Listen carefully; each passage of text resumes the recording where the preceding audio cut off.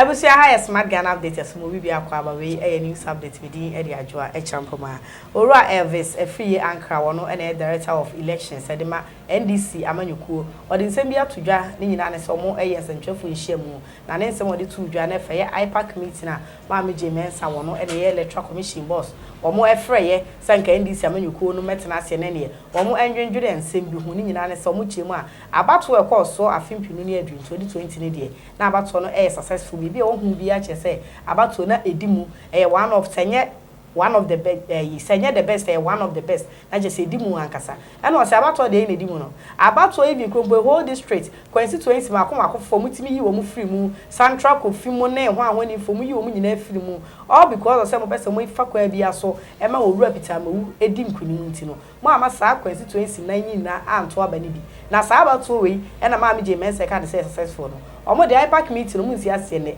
esi ase chira that do ka ekula esi wo say IPAC meeting om kwatena ase na ne say ye ka ase bi na onyi anapa ho asem kura ebo waketo bi a omo say da bi ha de ni agro ya ma say ba bi di agro che say omo tiete on fa wudi aso makwatena meeting ase kropu no omo tiete on fa wudi atito munsi wo ne esi wo chira mo cheze for the meantime there omo suspend the IPAC meeting till further notice yenko ne gotie Owura Elvis efie Ankara ma ba na Kofi eje atoaso.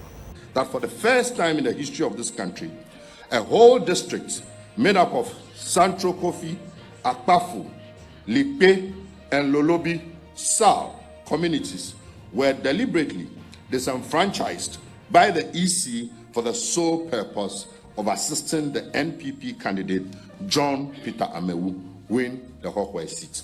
Is this what Jemensa and her bias commission is inviting us to celebrate? That a whole community will go for an election, they vote for parliamentary presidential elections. In fact, they were informed that they were going to vote. And just a few days before, a night before, by administrative fiat, against the constitution, against common sense, against the rule of law, against the right of representation of people, you just decide that they cannot vote. And you say we should celebrate this, and this was the best election? Now, this is an election where we have counted 8 people dead. If you add Silas, who was murdered during the registration process, that is 9. It has never, ever, ever happened in this country before. After an election, you have 8 souls, 8 innocent Ghanaians, including 14-year-olds, killed. And you say this was the best election ever? Are we serious? Are we for real? 8 people died, perished. And you say this was the best election? And some of these violence acts were occasioned by the activities of the EC themselves. Look at Techiman South.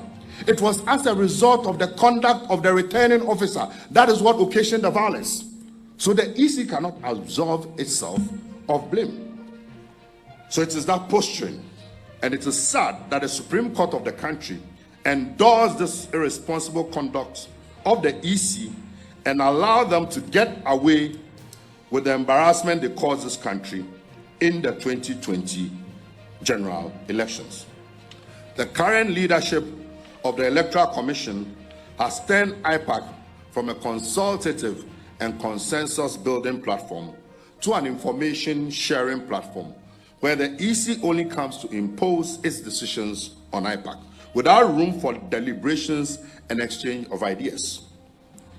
It became so bad to the point that the EC even publicly announced that IPAC had agreed to the decision to compile a new register for the 2020 elections when the issue of a new register had not even been discussed at the said meeting. And I'm sure you all recall that issue. Say, we have respect for all political parties, but there are rules also that govern who or what a political party is. So you cannot have a situation where a party that has 137 seats in parliament, we go for meeting, our opponents, the MPP, they also have 137 seats. And then you have parties that have no seats. Not to talk about even whether they are nationally represented. That's not for me to determine. Okay, they didn't even participate in the elections. And you say when we go and vote, I should have 1 vote MPP should have 1 vote, and all those parties singularly should have 1 vote. So when you bring together all those 20 or so parties, out of them we have 1 vote. Does it make sense? And they have been recruited by the EC to deceive themselves and Ghanaians. That is fraudulent behavior. Countrymen, what is going on in this country is frightening. The EC is the institution that is supposed to ensure that the laws governing political parties are obeyed. So for purposes of achieving whatever agenda, entities that they know would ordinarily not qualify even to be political parties, they recruit and mobilize them, bring them, then they will all say, we agree, and we sign. Then the NDC, which is the biggest opposition party, we are 1. Is this for real? So when we go to IPAC meetings, our presence and input doesn't make any difference. Do you understand? Because it doesn't matter how sane and sanguine your arguments are, they'll just mobilize those people. Okay, so let's vote. Then if you are on course of this world, then do all, yeah. I mean, this is a sham. It's duplicity at this highest. And we shouldn't allow this to pass. Don't let anybody throw wool over your eyes. You don't go to IPAC, this is it. It's a sham. And if there are no fundamental changes, it will just be a complete waste of everybody's time. And you see, let's get this thing clear. Listen very carefully. Anybody who thinks that the EC can do whatever it wants, they may have gotten away with some things in the past. Going forward, anybody who thinks that the EC can do whatever they want and get away with it in 2024, that person must be living in cuckoo land. No further comments. Ladies and gentlemen of the media, we have taken note of some proposals for reforms that the Electoral Commission has put forward for the consideration of IPAC. However, in our view, the first and most important reform required is for the EC to reform itself. Particularly, Jan Mensah and Boss Manasseh. They must be the first to reform and change their attitude of arrogance and bias. Ladies and gentlemen, we have worked with various commissioners. We've worked with Dr. Farijan. The posturing and attitude of Jan Mensah and Boss Manasseh is that of unbridled arrogance, pomposity, bias, and disrespect, particularly for the NDC and its national officers. And you can bear testimony of the numerous instances. You go for a meeting with this woman, things that were not on the agenda. After the meeting, she comes out, releases a statement, and says, we all agreed on something we didn't even discuss, which was not on the agenda. You go for a meeting, General Secretary chuckles, he says, you can't laugh in my meeting. Complete disrespect. Proposals upon proposals, inputs upon inputs. There is not even one single one since this EC came to power that the NDC has put forward that they have listened to. And in many instances, we have been vindicated, and we'll come to that. So they must reform themselves first. So I'll now proceed to do a critical and objective analysis of the 4 reform proposals put forward by the EC. 1. Closure of polls at 3 p.m. in 2024. Ladies and gentlemen of the media, the NDC finds a proposal by the Jan Mensah-led EC to change the closing time of polls from 5 p.m. to 3 p.m. in 2024 baffling and mind-boggling. Since the 1992 elections, polls have always closed at 5 p.m. This has worked perfectly without any challenges whatsoever.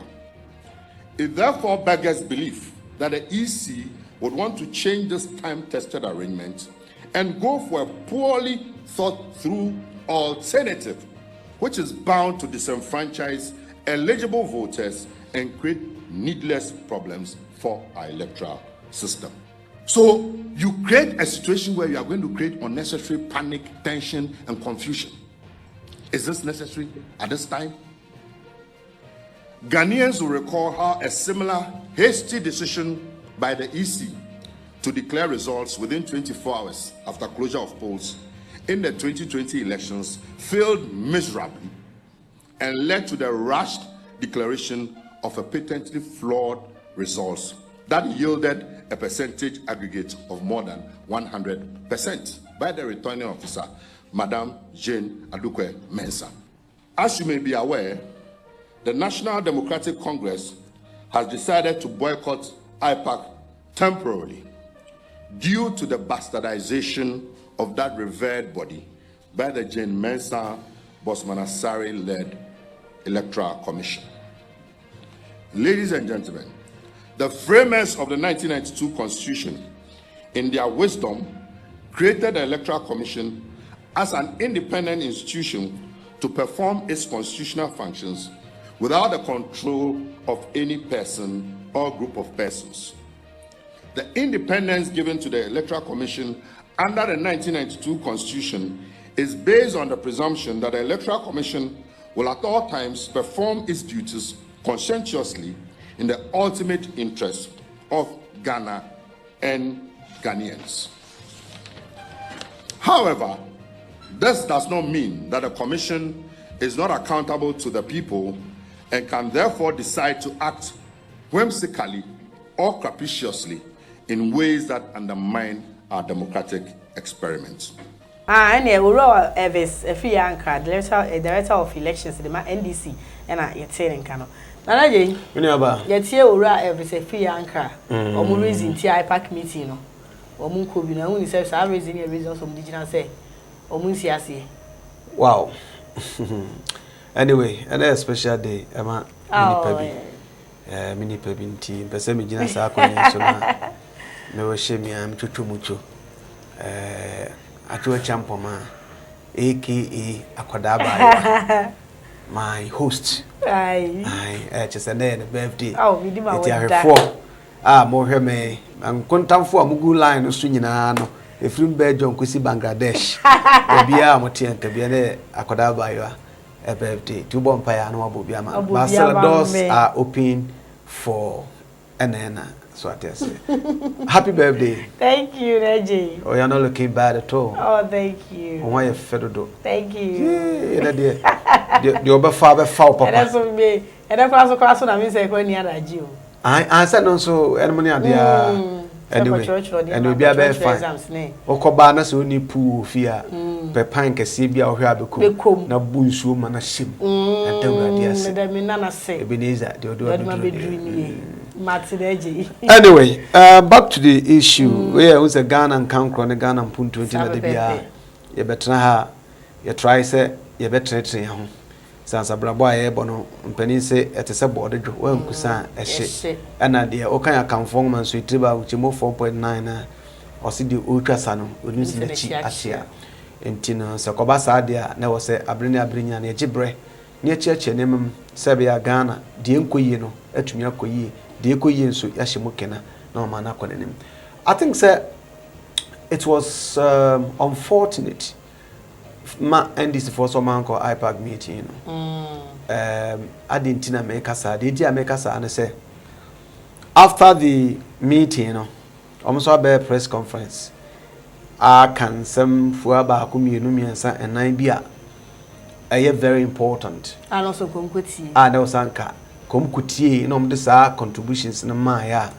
Nanka Fisanka would have done Ghana better than the Omuye, because the Omuye, you know, we call Holma for the mere fact that we are in this for credit. Own tea or press conference. So, Ghana will say if you are making censor, own tea, Ghana or his side. Inti we used to acquire a pack meeting there.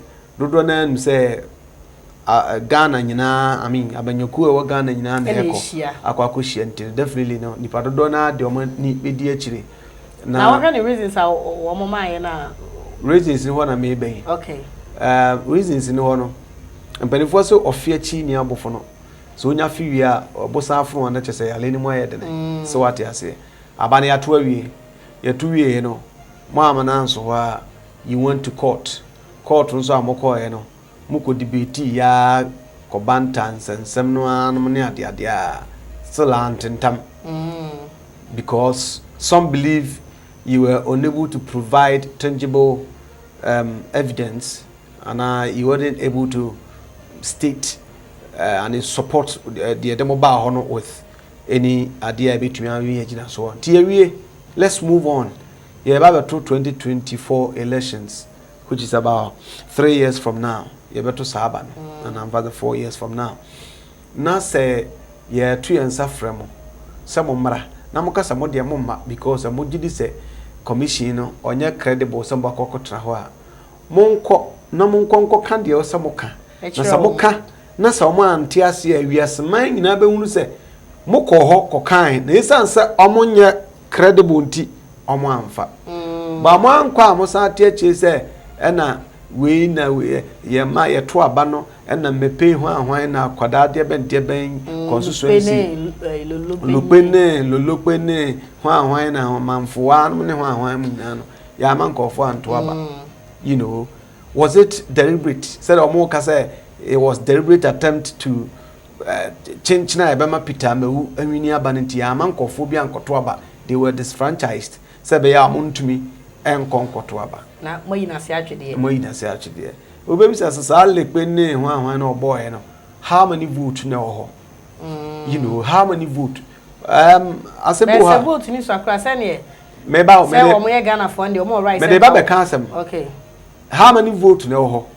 Yeah, nunti ensase mo bi e practice ne dey say ne Ghanaian right as a citizen of Ghana to to aba. Do say so enipa akokora na oteho a all right so to aba. So enipa sebe say onipa fakora wo mu a. Or you right so to aba. Etidie na besie good. Etidie na besie say where they no voters card. And no more ne see mo nto aba no.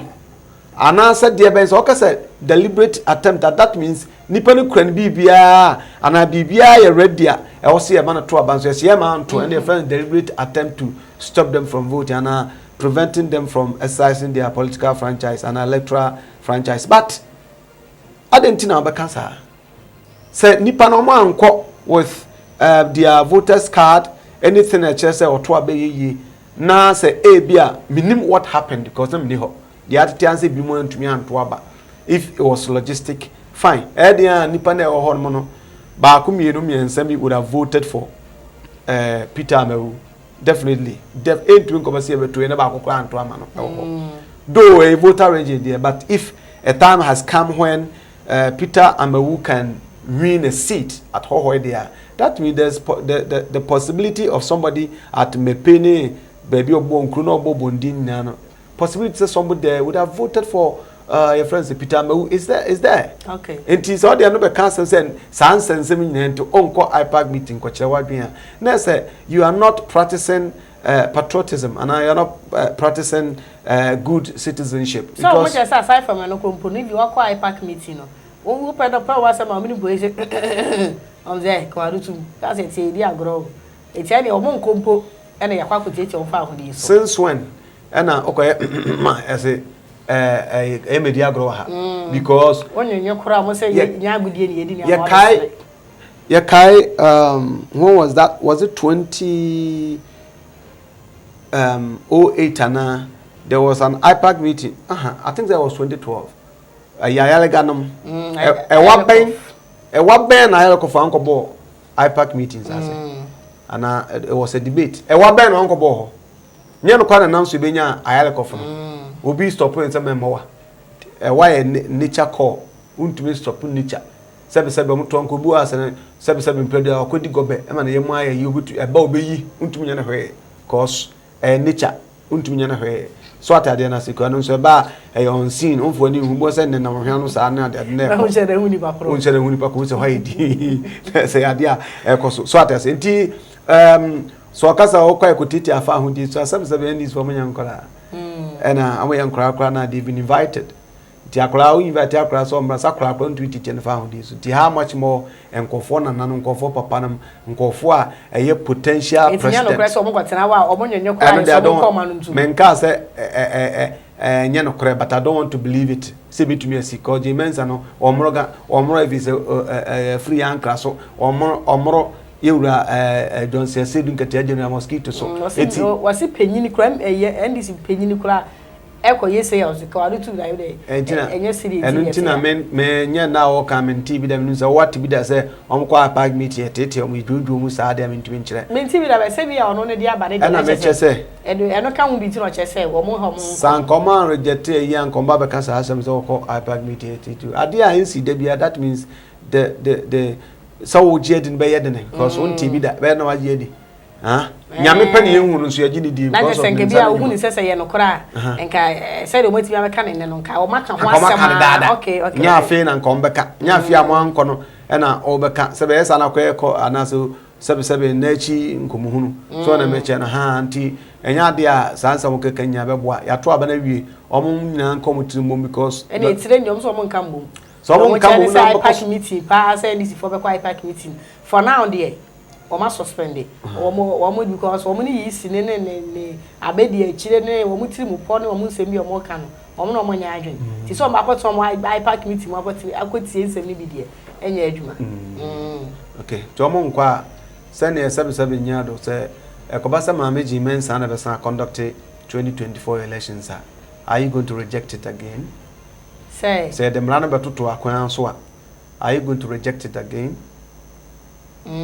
So am ko shemra because sebe si e shemra wa himfie na so de we sebe nyansani nti on ko tra sebe agimifuo mu mamon shemra ye shemra wi awa ne ba be she okon ubedi so nso si ya sebe yo mampani ana me ye ohene na mo kurum ha na ma frese mu nyina momra ana aseme me ohene na me ye ne de onyimi bi ona me nya adwene nti o shemra me metra kra metie bi me wie tekim na ka ye bonu nsia hwe na obi ampie na opia yetumi tu siwe ni suma wadwene ye study so atade na because ya shemra mara so ye mara so atade na nti company kwaza company se patapa pieto ye de mara na woro nti brana ma u show patapa se ba ye wie na mara na be dimu wi a se da kwan ka kire de asande waka ko pa lepiti wa ha nti wo be ma na ye shemra wi na fe wasa a chew me masemo nti I don't think there is a time for us to be battling this issue back and forth because ya to abana wi there's possible election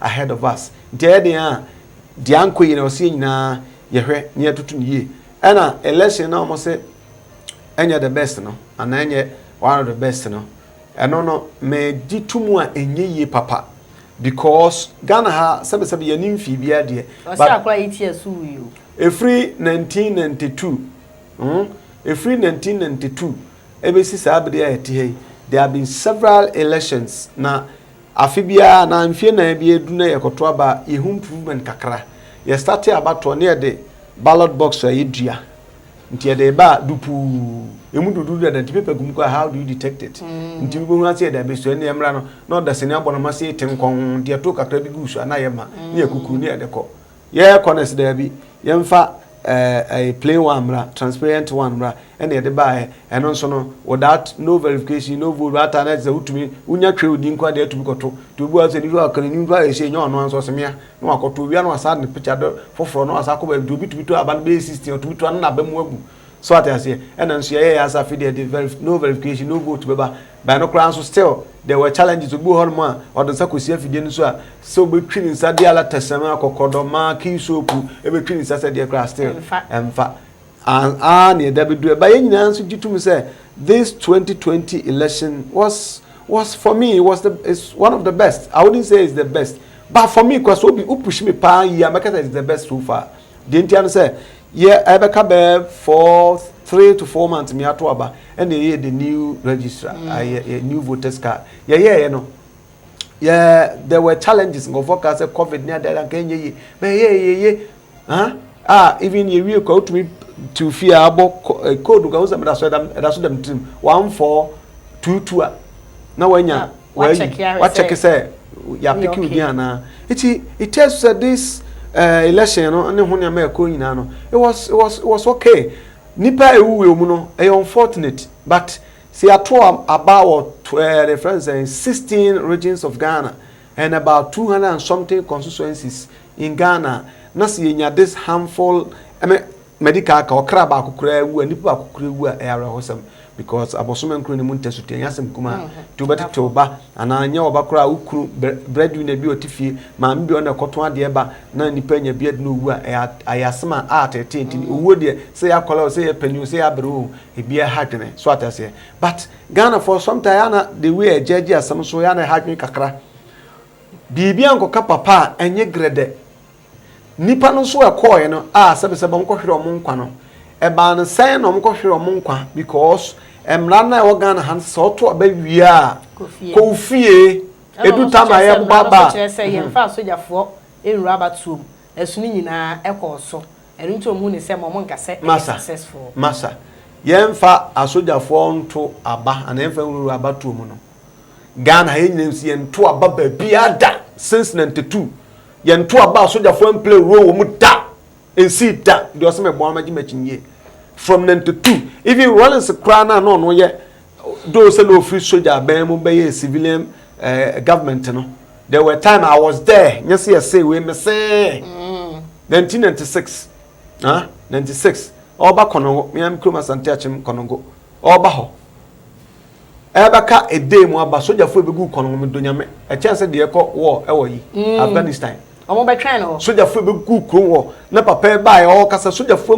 ko egu na chi sei no e chance de ye wo warfield it is anya dia omo nyina as political people and political parties no they should come together and say no we are not going to allow soldier military people na wo can say 96 me can say 96 na my constitution no of course constitution was 92 year constitution 96 no my 96 year no mo say yenyi asoja fo free abatu omu so what you say so ba no mu di no mu di in fact on bada krom ho me say yes me say adetin so awoba if helicopter nyina na wiem do anu kwada nkanya bone ikoya mampani o se yebo no ho ban basi e kaso ja ma omampani awba mbon ni ade nyanka police fo adwuma but he did it and even omampani mahama the time ya okoba bi hu aso ja fo frefrem so omo nyina nim say nya they are all doing it so they shouldn't say we ebi ehun se tuja fo awurum ntie bia asomasi na wo se de so bobo if there is so bobo se de bobo bia omunya na wo se de bomb ko bia o power wo ye bi because they feel say okay police for no kra no yenya no omunyom I wouldn't say they don't have trust in them no I won't say that but omuhun sa so tuja for no ye more you chance and you dey chance police for any be say omo mema what you say and sa they all use it. And it's an indictment to Ghana Police Service to think say what the administration so muntu nyenti ye ko fa soja fo ana it's office says sad nya dia then I was saying no ye come together ye nyina back together ye condemn afidi ye hu police ni military personnel bia o elections and ya dia be bo apa okay say ye ndisi for say ye dey omonko ntili asa na ka che omo ne fa so so me dia e ka me nko ansabe sabe mpredesa asa o kan chro sam na nyame na me ka sebe trosem so kwase apene nsana adwene enti se omaka akurase maka enso menwe even do maka bia na bufu na aba but to think say maame Jane Adokwe Mensa awoye easy papa boxman yes only papa boxman na badi akire no to think say omo anya credible man no if they are not credible and you have something that support your claims omo anya credible the court to ye dia take them to court otherwise omo na esa ba conduct 2024 elections it is a one ko tie de ombe kana amfo adwan tofo Ghana fo nyina hu se asem we see no ndc fo asema no mo kan eni a why na be blame no after the elections and man ko ya no ka time no time no from 3 free from 5 to 3 no 3 o'clock no say sham de ben na enhyeda ntwa yie ni na ye kwa me fa so de awia abani dabi kamen so me hunu sanka no kra na wi abani mu enye yie because ye nyina nim se abato na yeto no anadopa na ya na misunderstanding ta yi ne ho eti anka ya do mu nyina ba almost raise genuine concerns say 3 o'clock even 6 o'clock trobia ebi material I the trouble into good room tem and Sani Maniamano. It's 3 now more can a laughable and as a Nan Susan Camunamo Bani a dream okay. See a per about 3 for the 6 if you me in temna there was a transport to Koha, there was a contempt because another baby go can't go be a canoe and a near the Koho and Sani Manua. Say a daytime and Tamo a 2 in to me to a segment in their baby collision centers and be a club 6 at their son, dear son, say what true and true bar, baby offer. So what I didn't say. It's young Kane and any be a say the car 1 day to the listener. Baby was said. Materials could be a yedeko. Maybe as a police station, say him, baby, I'm more comfortable, be a qua ya designate near the Kugo. Near to me, say, ya, sign shade between my age. Ducas says, I believe between you, may shut and yin to papa. Or better, because I believe a daytime, Okra, say, and I don't know when you come, and we had when you go to be our coffee, I'm not paying through to when you go to Tibia. Timide na osenga sa ideas ni no mko. Omokono mbakse ni na omunyina kekabo mu se ene ya 3 na emu ade anya no 4 ana 4 no nya ade maintain 5 na emum ye hwe se ye beba na em na kontam ne tumi wie ntem akebadwa eti almost so amadwen na say bia going forward no the next IPAC meeting be koso no omonko na adwen papa e wo mutirim no omonko kama Ghana fo nyina enti mfi se na bebo Ghana ayo ebusa no na bebo Ghana dey say the masia say Ora Elvis Efiyanka, Director of Election, the NDC, and Niger. Wakasa no cheche reason ti IPAC committee ma mi je mensa wo ye electoral commission boss. Omo frɛ omo a omo amfa ni die ni bu amasa invitation no. And wo cheche wam so na eje ye tena so na ye de ho nkɔbɔtwetwe be so mo no. Ye de masia me din e de adwoa e champoma. Me hwe me ho happy birthday. Ye de wasi ye be se ahia.